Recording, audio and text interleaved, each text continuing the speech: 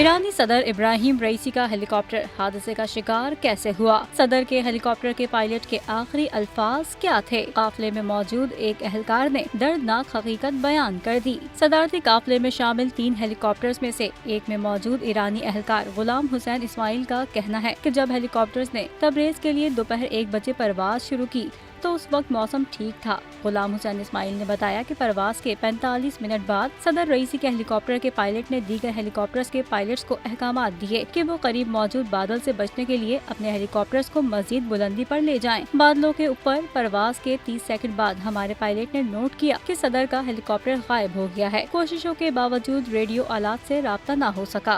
गुलाम हुसैन इस्माइल ने बताया कि राब्ते की कोशिश के दौरान जिन्होंने कॉल उठाई वो तबरेज में नमाज जुम्मा के पेश इमाम मोहम्मद अली आल हाशिम थे। आल हाशिम की हालत अच्छी नहीं थी, ताहम उन्होंने तस्दीक की कि सदर का हेलीकॉप्टर वादी में हादसे का शिकार हो गया है।